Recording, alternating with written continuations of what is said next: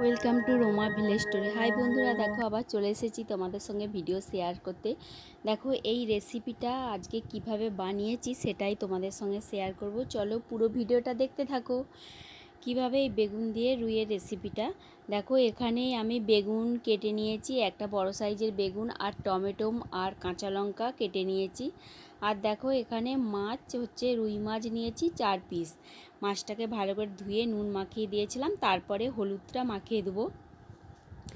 ভালো করে এক এক করে হলুদটাকে মাখিয়ে দেবো। চলো মাখানো হয়ে গেছে। এবার দেখো আমি আঁচের উনুনেই রান্নাটা বসাবো। দেখো দিয়ে মাছটা আমি ভেজে নিচ্ছি এক এক করে, একসঙ্গে 4টেই ভেজে নিচ্ছি আমি।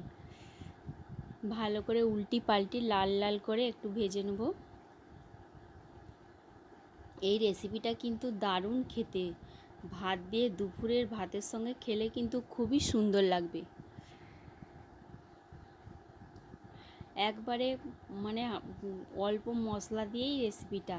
তারপর দেখো ওই তেলের মধ্যেই আমার মাছগুলো ভেজে, ওই তেলের মধ্যেই আমি বেগুনগুলোকে ভেজে নেবো। বেগুন ভাজার জন্য আমি একটু ওতে নুন আর হলুদ দিয়ে দেবো। আগে যেহেতু নুন হলুদ মাখাইনি, ওই করে পরে নুন হলুদটা দিয়ে দেবো, দিয়ে ভেজে নেবো। দেখো আমার বেগুনটা ভেজে নিয়েছি, দিয়ে 5 ফোড়ন আর তেজপাতা আর দিয়ে ভেজে তারপরে টমেটো আর কাঁচা লঙ্কা দিয়ে, আর টমেটোটা মানে গোলার জন্য নুন আর হলুদ দিয়ে দিয়েছি। দিয়ে মশলাটাকে আমি কষিয়ে নিচ্ছি।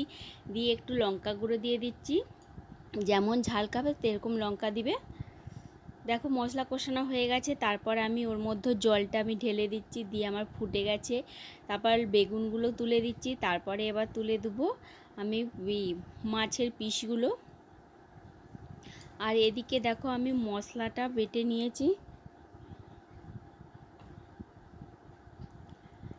দেখো দিয়ে আমি একটু ওইটা ঢাকা দিয়ে দেবো, দিয়ে মশলাটা পাশে করে নিচ্ছি। দিয়ে মশলা আমার বাটা হয়ে গেছে। তারপরে উপর থেকে দেখো আমি মশলাটা দিয়ে দেবো। এটা হচ্ছে সর্ষে, কালো সর্ষে।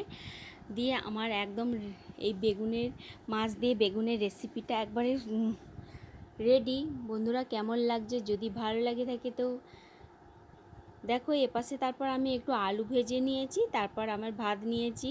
দিয়ে এবার খেতে বসে যাব। ভিডিওটা যদি ভালো লাগে তো চ্যানেলটাকে সাবস্ক্রাইব করে আমার পাশে থেকো। আমি ভিডিওটা এখানে শেষ করলাম।